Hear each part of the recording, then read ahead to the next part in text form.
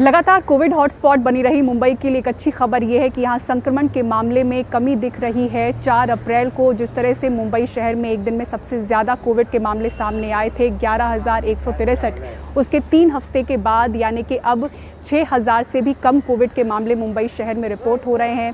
बेहद राहत की बात ये मुंबईकरों के लिए और उससे भी ज़्यादा उन मेडिकल एक्सपर्ट्स के लिए है जो दिन रात मरीजों की सेवा में लगे हुए हैं। महाराष्ट्र सरकार द्वारा गठित जो महाराष्ट्र कोविड टास्क फोर्स है वो इस ट्रेंड को देखते हुए अब ये मान रही है कि मुंबई शायद पीक से निकल चुकी है। अब यहाँ पर जो मामले हैं वो धीरे धीरे और भी कम होते जाएंगे। तो 4 अप्रैल को जब पॉजिटिविटी रेट 22% थी, अब वो घटकर 14% हो गई है। तो इस पर महाराष्ट्र टास्क फोर्स का कहना है कि इसमें सबसे बड़ा कारण ये है कि मुंबई में जो रिस्ट्रिक्शंस लगाए गए हैं, जो पाबंदियां हैं, वो काफ़ी असरदार रही। मुंबई शहर आपको बता दें कि 5 अप्रैल से ही नाइट कर्फ्यू में है। 14 अप्रैल के बाद से ये पाबंदियां और सख्त कर दी गई थी। पूरे महाराष्ट्र भर के लिए डे नाइट का कर्फ्यू है, वीकेंड लॉकडाउन है। तो ये मानना है महाराष्ट्र टास्क फोर्स का कि ये काफ़ी असरदार रहा, ये जो फैसला था मुंबई वासियों के लिए, और मुंबई वासियों ने भी इसको माना। इस वजह से आप देखें कि इन पाबंदियों के कुछ समय के बाद से लगातार मामले कम हो रहे हैं। तो एक लंबे समय के लिए एक हफ्ते तक 7,000 के करीब मामले थे, अब 2 दिनों में 6,000 से भी कम आ रहे हैं। तो जो बीएमसी जंबो सेंटर्स के डीन हैं उनका भी यही मानना है कि रिस्ट्रिक्शंस के साथ साथ हमने जिस तरह से टेस्टिंग की है और लोगों का कॉन्टैक्ट ट्रेसिंग किया है वो भी बहुत कारगर रहा। लेकिन टेस्टिंग पर अब सवाल उठ रहे हैं। जो अपोजिशन है उसका सवाल ये उठाना है कि जब मामले ज़्यादा आ रहे थे उस दौरान 50,000 के करीब रोज़ाना टेस्टिंग हो रही थी, कभी कभी बीच में 55,000 तक भी टेस्टिंग हुई है। लेकिन इस दौरान अगर आप देखें तो 10,000 के करीब कम टेस्टिंग हुई है। अभी फ़िलहाल 40,000 टेस्टिंग रोज़ाना हो रही है। तो अगर टेस्टिंग कम है, ऐसे में हम संक्रमण के कम हुए मामले को कैसे मान सकते हैं कि मुंबई पीक से निकल गई है? तो ये सवाल ऑपोजिशन का उठाना है। और सरकारी आंकड़ा भी जो है वो यही कहता है कि 16 अप्रैल से पहले 50,000 से ज़्यादा टेस्टिंग हो रही थी और उस दौरान जो पॉजिटिविटी रेट है वो 18 से 20% के बीच थी। अगर आप 16 अप्रैल के बाद देखें जो टेस्टिंग है वो 45,000 और 40,000 के करीब टेस्टिंग होती हुई नज़र आई है, और इस दौरान जो पॉजिटिविटी रेट है वो भी कम होकर 14% हुई है। तो ये सवाल ऑपोजिशन का उठाना है टेस्टिंग को लेकर। लेकिन इसी सरकारी आंकड़े में अगर आप देखें तो बीच बीच में ऐसा भी दिन रहा है जब 47,000 के करीब टेस्टिंग हुई है और जो संक्रमण का आंकड़ा है वो 7,000 के करीब रहा है। पहले ऐसा नहीं था। पहले अगर आप देखें, अगर इस संख्या में टेस्टिंग हो रही थी मात्रा में, तो उस दौरान जो आंकड़े होते थे संक्रमण के वो 10,000 के करीब होते थे। तो उस लिहाज से अगर आप देखें बीच बीच में जब टेस्टिंग ज़्यादा भी एक आध दिन हो रही है तो उस दिन जो संक्रमण के आंकड़े हैं वो भी इतने ज़्यादा नहीं दिख रहे हैं जितने पहले दिखते थे।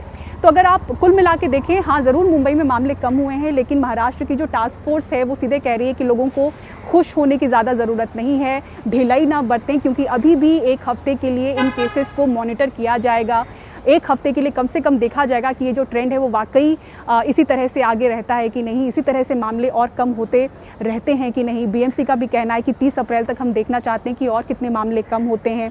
लेकिन हाँ, ये ज़रूर है कि जो केसेस कम हो रहे हैं उससे जो दबाव और जो प्रेशर मेडिकल फैसिलिटीज़ पर था वो कहीं ना कहीं कम होता हुआ दिखेगा, और राहत की बात होगी ये डॉक्टरों के लिए, जिससे अब जो फोकस है वो कभी उन लोगों पर भी अब वो कर पाएंगे जो होम आइसोलेशन में है। मुंबई में एक बड़ी संख्या है लोगों की जो होम आइसोलेशन में है, यानी कि 5.5 लाख से ज़्यादा लोग अपने घरों में क्वारंटीन हैं, और जो इनमें से बड़ी संख्या है मरीजों की वो बुरी हालत में अस्पतालों में अचानक से पहुंचती है। तो इस बार आपको बता दें कि जो दूसरी लहर है उसमें जो ये वायरस है वो हमारे फेफड़ों पर बहुत ज़्यादा असर कर रहा है। जो मेडिकल एक्सपर्ट्स हैं उनका मानना है कि पिछले साल के मुकाबले इस बार 40% ज़्यादा ये वायरस घातक है हमारे लंग्स के लिए, और अचानक से 2 से 3 दिनों में जो मरीज़ हैं उनकी हालत बहुत ज़्यादा ख़राब होती है। और जाहिर सी बात है अगर आपका लंग्स इस तरह से डैमेज्ड है तो आपको सांस लेने में दिक्कत होगी। तो मरीजों को तुरंत से ऑक्सीजन बेड चाहिए। जब तक इन मरीजों के लिए ऑक्सीजन बेड की व्यवस्था हो पाती है तब तक इन मरीजों की हालत इतनी ख़राब हो जाती है, ये ऑक्सीजन लेवल इस तरह से 80% से कम या उसके आसपास चला जाता है कि उन्हें आईसीयू बेड चाहिए होती है। आईसीयू बेड की जब ये ढूंढने जाते हैं तो आईसीयू बेड्स की बहुत बड़ी किल्लत है। मुंबई शहर में 90% से ज़्यादा जो वेंटिलेटर आईसीयू बेड्स हैं वो भरे हुए हैं। तो कुछ ऐसे मरीज़ हैं जो बिल्कुल ठीक हो सकते थे अगर समय पर उन्हें अस्पताल में बेड मिल जाता, लेकिन वो ठीक नहीं होने के साथ साथ इतने ज़्यादा उनकी हालत गंभीर हो जाती है कि उन्हें वेंटिलेटर की ज़रूरत पड़ रही है।